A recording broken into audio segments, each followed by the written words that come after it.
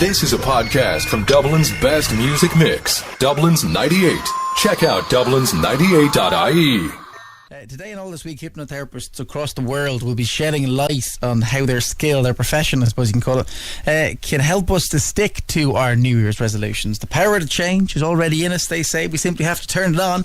And John Francis, leader of the Dublin City Hypnotherapy Clinic, is on the line with more. John, good to have you in the inbox. Oh, how are you, John? Hiya, John. How's it going? Very well, thank you. Good. Happy New Year to you, sir. You too. Very good. Now, start us off simple, because I can pretend I know this, but I don't. What is hypnosis? So hypnosis is something that we all use. If you've ever been in one of those situations, and probably a lot of your listeners can relate to this, where there's a really, really good story on the radio, you're listening to a show you really enjoy, and somebody's telling a story that's so good you just get lost in it, and you forget about what you're doing at work, or even when you're driving, sometimes you go into that trance-like state where you start daydreaming. And it's actually safe, believe it or not, but that's what hypnosis is. So what then hypnotherapy is using that state of imagination to help you make changes in your life. And I think probably, John, hypnotherapy or hypnosis has got a kind of a bad rap. Now, I know that today is World Hypnosis Day, yes. Hypnosis Day, but it's got a kind of a bad rap because you see people on stages like Darren Brown and sure, and they use it, and it's kind of look into my eyes, and kind of people take the mick out of it basically. So, indeed. Have people for years not taken it seriously? Well, both have happened, to be honest with you. It's like most things. If you go back, you remember leeches. They used to use them for medicine. That's right. And then we laughed at that, and then they started using them again recently because apparently they do work. So in some ways, hypnosis is a little bit like that. If you look back about 5,000 or 6,000 years ago in ancient Egypt and in India, they actually have records of what they call sleepables, where people would use hypnosis to set goals, New Year's resolutions. I don't know when their New Year was, but they had changed their habits. So it was used that far back. It's a very, very old therapeutic technique. Now, in more recent years, you're absolutely right. The stage entertainment has become a big part of it. And what we find as therapists, because my background is in psychology, not in entertainment, so I'm useless on stage, but I love talking about what I do. What you're going to find a lot of the time is that people see that, and there's an advantage and a disadvantage to that. The advantage is they start to say, well, you know what, this hypnosis thing, if it's so powerful, maybe it can help me cure depression, remove anxiety, change some habits, lose weight or quit smoking. That's the advantage, and the disadvantage is what you said. Some people think, oh, that's strange, I'm not too sure about that. So that's what World Hypnosis Day it's all about today, is really sharing what it really is. And of course, it has been, I suppose it's mistaken sort of for the supernatural, for the occult, so I'd imagine that's where some of the confusion comes from. Absolutely. And one of the reasons, to be honest with you, John, why I've always been sceptical and cynical of hypnotherapy is because I don't know how it works, and I don't like the idea of someone tampering with their tools in my brain and me not knowing what's going on. So what are the mechanics of hypnosis? Well, you know what? You're absolutely right in what you said about that being the key concern, not understanding how something works. And isn't it, when you look back at history, isn't that where all problems and misunderstandings came from? Lack of understanding how something works. And really, to be honest with you, in terms of being skeptical about it, I was too, and that's what made me a hypnotherapist, so you never know, there might be a hypnotic future for you as well. You might branch out a little bit. It's a good way to make people listen to me, I suppose. It might do something for the listenership figures. A few more listeners. Nice. So that skepticism is very healthy. People want to understand things, and if something's a little bit difficult to understand, or if it's a bit misrepresented, then we tend to be cautious. That's very healthy. It's a normal thing. So really what the mechanics of it are saying that, there's two ways that we think about things. One is consciously, which we all know about. It's when you're saying, there's option A and option B. I think option A is better for X, Y, and Z reasons, therefore I'm going to go do that. That's your conscious thinking. Then you've got subconscious thinking. And, some people wouldn't call it thinking because you don't really know that you're doing it. But the thing is, if 10 different people see the same thing in front of them, they're going to react in 10 different ways. They'll have totally different approaches. And, I've been listening to your show there, and so many callers calling in with totally different opinions on the same thing. That's a great example of that. Now, they're not just sitting down working out their beliefs on the moment. They're carrying certain beliefs or certain habits of thinking with them. So the way certain people tend to think a certain way about certain things. That's really subconscious behavior. It's like a reflex, like somebody goes to poke you in the eye and you blink. It's like that to do with thinking. It's a habit that you have. So what we do when we're using hypnotherapy is rather than trying to talk people into having the habits that they want to have. So rather than using willpower and saying, you know what, you shouldn't have that phobia anymore because it doesn't make sense, that's not going to work. Because if it was that simple, they wouldn't have the problem, because they're intelligent people who have these problems often, but it's just because they have a reflex, they have a habit of thinking in a certain way. So hypnosis, when we're using it in a therapeutic sense, and this is what a lot of people don't realize, it's totally conscious. You're 100% aware during a hypnosis session of everything. And not only are you aware, you're actually more aware than usual. So you're actually more in control when you're doing hypnosis. So if there's any control people out there who love to be, have their finger on the pulse of what's going on, hypnosis is great, because you actually learn to, like meditation, you heighten your awareness, but you focus selectively in on the areas that you want to improve, and that's how it works. Sorry, just John, by the way, as well, if anybody wants to speak to John directly, if you want to give up smoking, if you want to stay on a diet, any phobias as well, you can give us a call, 1850 22 98 98, and we put you straight through to John. So just say, John, somebody, for example, is smoking.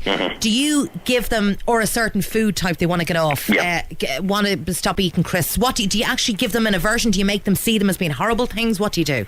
Sure, and that is one way of doing it. There's many, many different styles of therapy, and depending on what type of therapist you're working with as well, there's different types of hypnotherapy. The type of approach we use at our clinic is an integrative therapy, so it just depends on the therapist, what they're trained in. Some therapists will be able to work with anxiety and depression and more serious concerns. Others will be able to work with more basic areas. It just depends a little bit.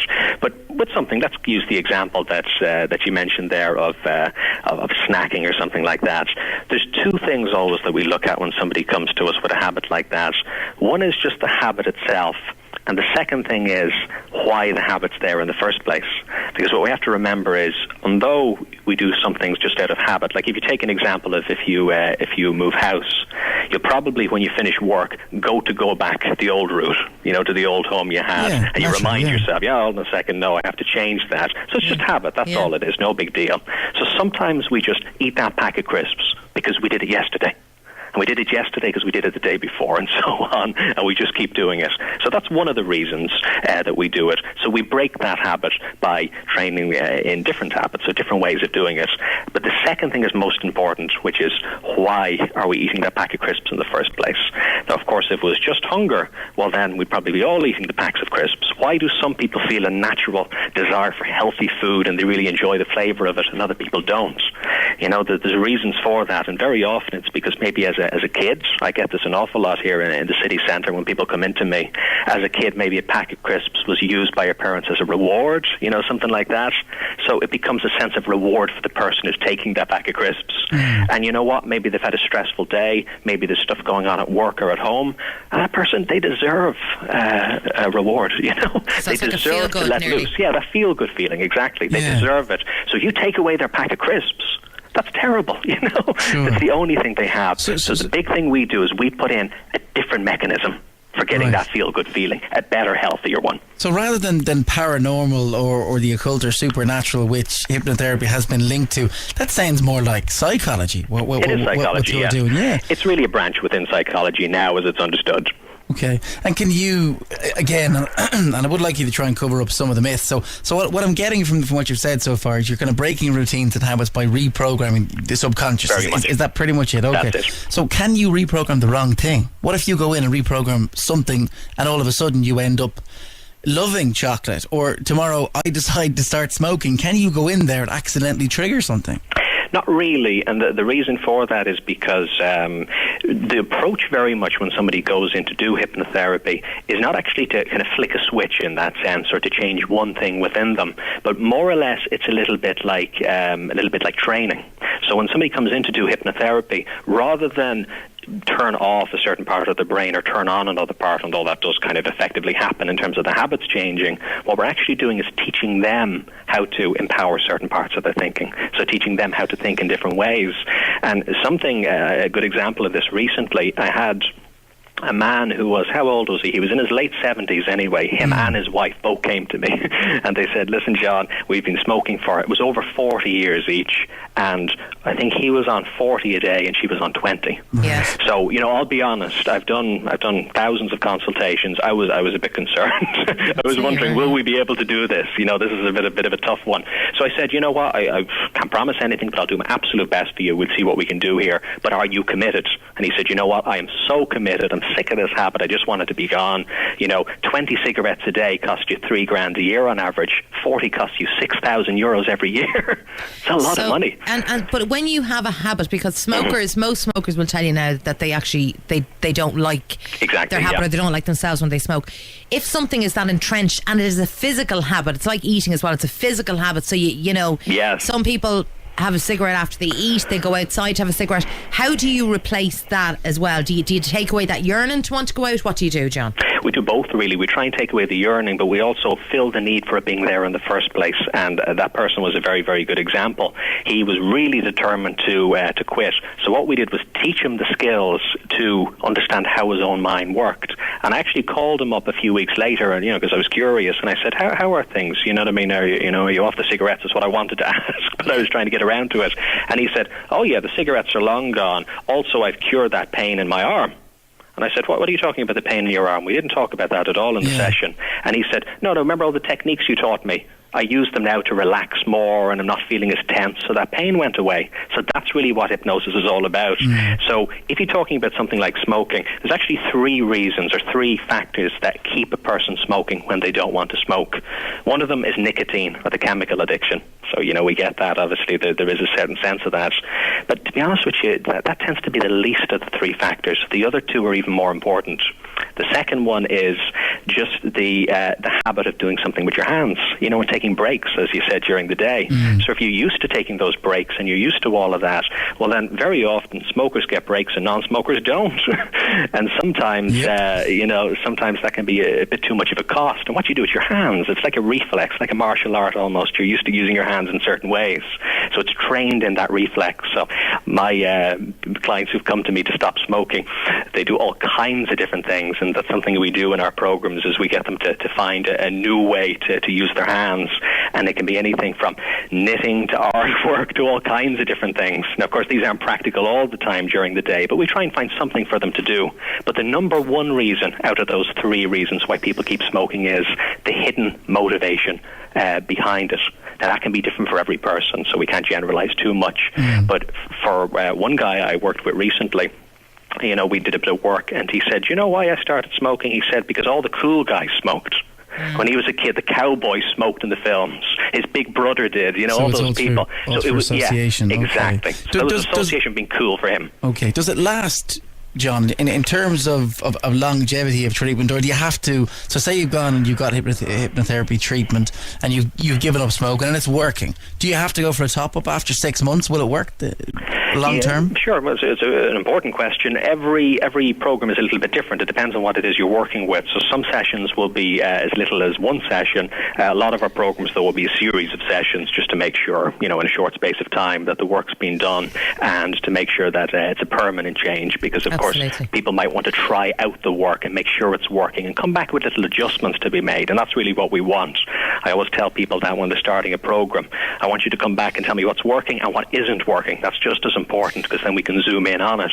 What other kind of issues, John, do you deal with? I know dieting, and Elaine is saying, just very briefly, we'll move on, because I want to know what other kind of issues you deal with. But Elaine wants to know, she said she really wants to go on a diet for the new year, have gone on so many, but they never work. Do you have any tips?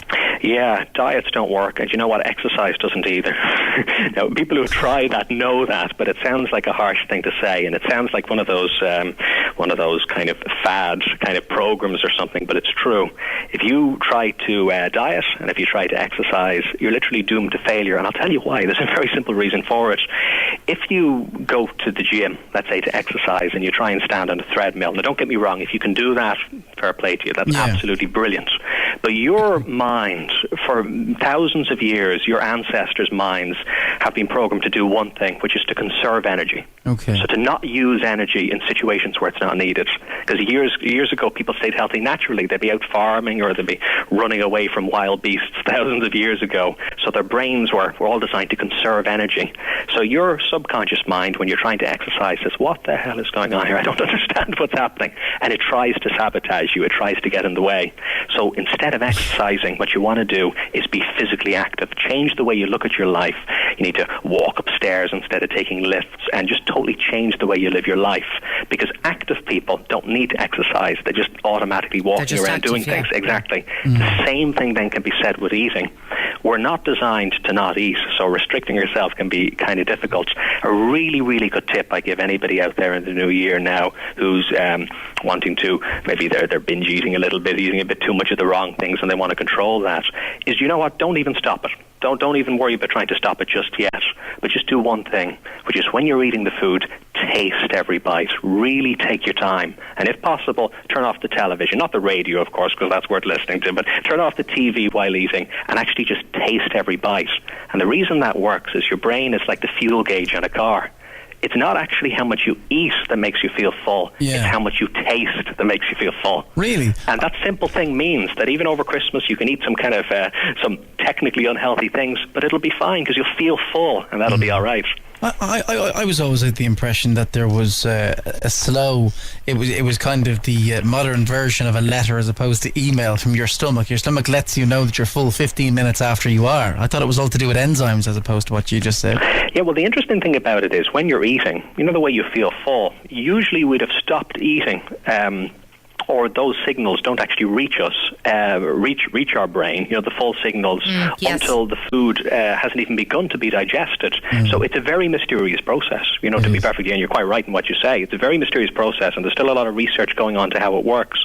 But one thing is for certain, which is tasting the food makes you cognitively encode the fact that you're doing it more, makes it more meaningful, and you just feel fuller. It's like, really works. It's like eating standing up or eating if you're in the kitchen just going by, you don't even know you've eaten. It's not an unconscious thing, exactly. But John, just before we finish, for other people who don't need to give up smoking or don't need to give up drinking or don't need to go on a diet, what other problems is hypnotherapy good for? Yeah, well, a wide variety of different things. It can be used for any situation where you know you want to make a change, and you know in theory that you're able to make the change, but it's still not happening.